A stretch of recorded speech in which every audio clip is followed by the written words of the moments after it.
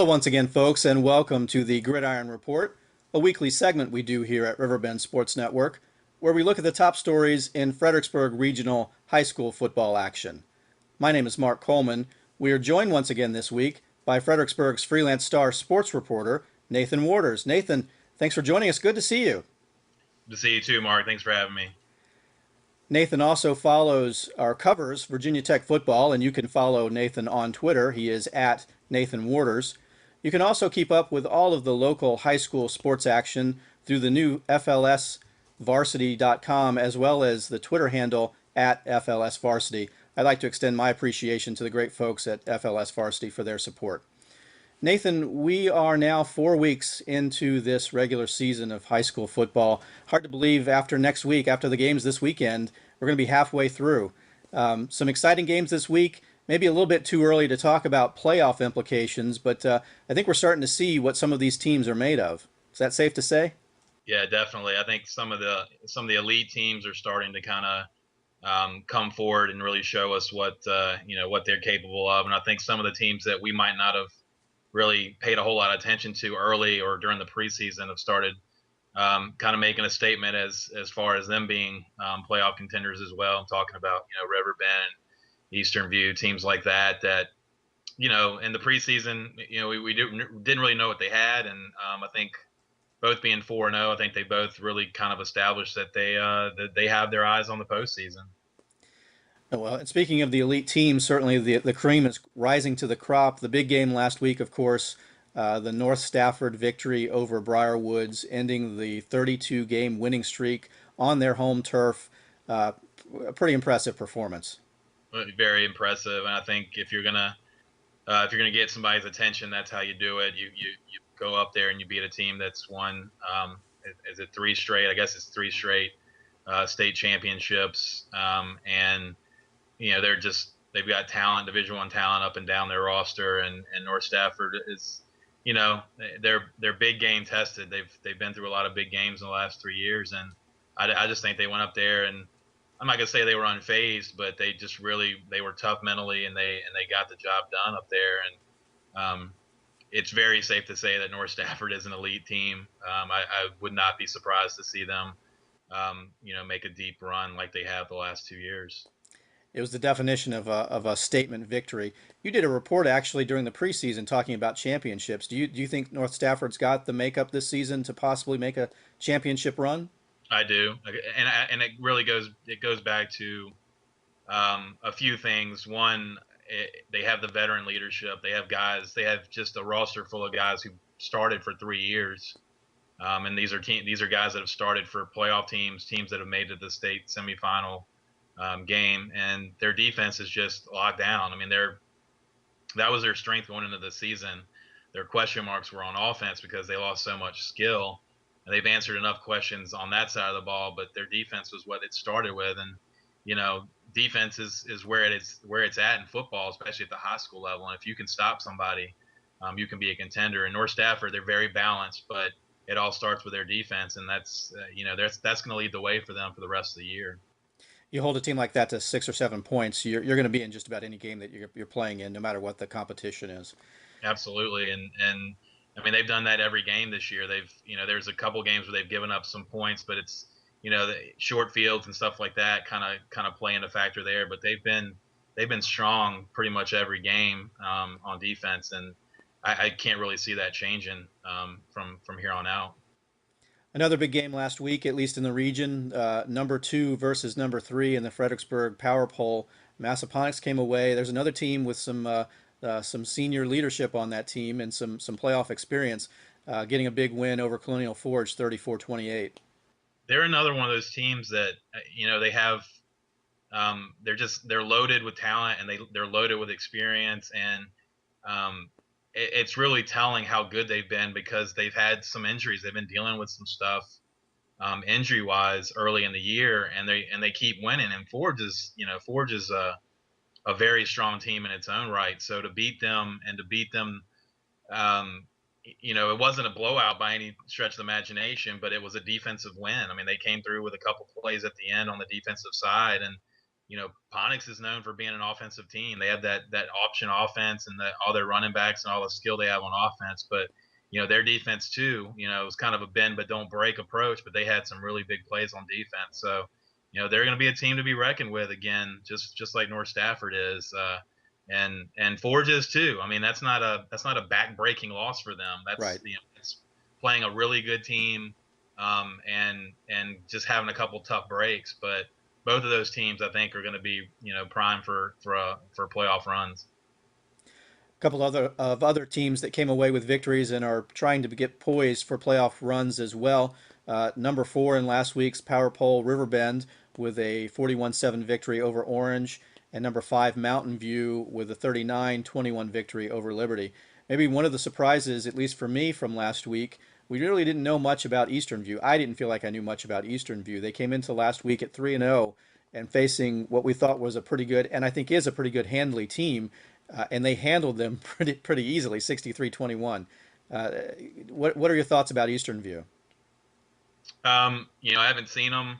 Looking at the stats, it looks like they've got some pretty talented guys on the team. That Cube, the running back, he's put up some really big numbers, and I don't think you can really fluke a 4-0 start, even if you do play some lesser opponents. So I think that they're making a statement too, that they're a team to really kind of pay attention to from this point forward. And it looks like they've got some things going in the right direction there at Eastern View. It certainly does, and congratulations to them on their 4-0 start. Well, speaking of the individual stats, an interesting decision on the part of the Freelance Star awarding a defensive player the Player of the Week honors this past week. Kind of hard to argue with it, though, however. A big performance from North Stafford's defensive end, Jawan Horton. I think anybody who's seen him play knows that giving him Player of the Week, especially a week like this where he dominated against the team that has won as much as Briarwoods has, it's not unusual. The guy is he's a very explosive defensive end, makes a lot of plays there, and when a team gets behind like that, and I know coaches like to use the phrase you can pin your ears back and just kind of run at the quarterback. I think he just kind of had fun there in the second half because Briarwoods was playing from behind and had to throw the ball, and he was just given free rein to kind of go after the QB. And from the sounds of it, he made a lot of plays. And he's a guy, if you're going to a North Stafford football game, it's really hard not to notice him, but I would recommend, paying attention to him on the field because he's a very special player. Almost frightening how disruptive a force you can be on the defensive side of the ball. Absolutely. I think his biggest competition for the Player of the Week honors came from his own team on the offensive side. Von Purvis, my goodness, 40 carries, 247 yards rushing, and 3 touchdowns. That was rather unexpected as well, wasn't it? Yeah, I talked to Coach Joe Mangano last week, and we were talking about workload because Von Purvis he's starting linebacker as well, and last year that was his main role, was as a linebacker, and he was really key to that defense last year, and he's key to it again this year. But they've really needed him to kind of carry the load there on offense, and Coach Mangano told me that it's kind of his philosophy and his it's his thing to really kind of keep the carries at a minimum so that these guys aren't getting too tired and that they can still contribute on the other side of the ball. Well, I woke up the next morning and looked at the newspaper and saw 40 carries, and I'm like, whoa, what happened? And it's just kind of funny how a coach can kind of change his philosophy on the fly when he needed that. I mean, that team needed Von Purvis to run that many times because they just wanted to pound the ball at him. They wanted to control the clock. They wanted to push Briarwoods around with that offensive line, that veteran offensive line that they have, and the hard running that Von Purvis has there. 40 carries, it's a lot, but that's how they won the ball game. And that was kind of the impetus of our Player of the Week or Game of the Week. I'm sorry, the Game of the Week story was. I talked to Coach Lou Sorrentino 2 weeks ago, Mountain View's coach, and his philosophy is to not play guys two ways. He likes to have a top 22 and play single side, 2 platoon football. And he's been kind of not really forced, but it's been his he's had kind of a change of heart this year because he's had to put two of his offensive linemen on the defensive front, and it's really paid dividends for them after that Verina game. I mean, they gave up a ton of yards rushing in that game, and they've been pretty stout since then. They gave up a few yards against Liberty, but there was a couple big plays there that accounted for a lot of those yards. And he, Sorrentino says that those two guys have really paid big dividends there in on the inside. So it's kind of interesting how these coaches, years and years of coaching, a guy like Sorrentino has been in it for decades, has this philosophy, but on the fly when you need it, you got to kind of change the way you view things. And it was the same thing for Mangano. I mean, he didn't want to give Von Purvis more than 20 carries, but when the tough got going, he just kept feeding him the ball, and it worked for him. So, I guess you do what you got to do to win, and that's what these coaches are doing right now. Well, and they're winning, so it's hard to argue with Yeah, success, really. I mean, at yeah, the end of the day, it's hard to argue with success, and they've been doing it for quite a while, been successful for quite a while. absolutely. I'm not gonna question them. They know a lot more about it than I do. So. Makes it kind of fun to watch as well. Several other impressive statistical performances from the past week. From that Massaponax game, two impressive stat lines. Javante Latney, despite the injured knee, 15 carries, 120 yards, two touchdowns. And then on the other side, the quarterback for Colonial Forge, Damon Daniel, an impressive passing line, 16 of 29, 175 yards passing, and then 20 carries for 135 yards rushing, as well as two rushing touchdowns. Yeah, and those are two kind of lifeblood type guys for both teams. And Mazeponics, they need Latney, they need him getting those tough yards. And Damon Daniel, he's been kind of a staple there at quarterback for Colonial Forge, and he's just a special talent. He can do it any way. He's a big guy. He can get the tough yardage, and he can make some big plays for them. And these are the guys that if these teams are going to make runs, they need these guys to stay as healthy as they can possibly be and to continue playing as poised as they have been. Certainly. Quickly looking through the other individual performances from the past week. Zach Sims, running back from Riverbend, 12 carries, 171 yards, and two touchdowns. Victor Green, running back from Cortland, 13 carries, 172 yards, four touchdowns. Donovan Fobbs, quarterback from Brook Point, 17 of 23, 279 yards, four touchdowns. And then again, Kendrick Cube, he was a previously named player of the week, running back from Eastern View. Another big week, 32 carries, my goodness, 32 carries, 263 yards, and four touchdowns. And then finally, Jamal Bevels from JM, a wide receiver, 8 receptions, 134 yards, and four touchdowns. A lot of points put on the board this past week, it sounds like there, Nathan. Yeah, a lot of great performances. And I honestly I can't remember a week where I've seen that many 150 plus yard performances, especially from the tailback position, and the 200-yard backs. And I mean, it's just guys are just putting up crazy numbers. I don't know if that's just the change in offensive philosophies a lot of these high schools and some of these spread teams, but it's making it a lot of fun to watch these games as a spectator and as a reporter to see all these guys making these big plays and putting up these big numbers. It does make it fun. As a play-by-play guy, it makes it fun too. So, Yeah, although you lose your breath trying to keep up with them. yeah, I'm sure. In terms of this week's games, pretty easy to identify what the game of the week this week will be. Mountain View visits North Stafford, a matchup of some pretty good rivals there. Yeah, and North Stafford's got the attention right now based off of that game last week, but I think Mountain View, it's been one of those things. You see it in football, the college level, NFL level, high school level. You see teams kind of go through some growing pains early, and I think Mountain View had to kind of go through that a little bit early to kind of see what they were made of. They had some injuries, especially that injury to their quarterback early. So they're just starting to get kind of their full arsenal and full gear right now, and I think that they might be a team to really kind of pay attention to as this season goes along. And I talked to some of the guys at North Stafford and some of the guys at Mountain View, and the guys at North Stafford are like they're glad they have Mountain View right after this game because the letdown. It's hard to let down when you have Mountain View on next on the schedule, and Mountain View's excited because they know that North Stafford's on a high right now, and this might be an opportunity to maybe take advantage of that emotion and maybe sneak in there and maybe get a win here. And I think it could be a really good matchup. They're both really physical teams. They got some physical running backs. They both have some skill on the outside. They both have quarterbacks who can make plays, and they both have Mountain View's defense. Took a couple hits early, but they've played really well in the last 3 games.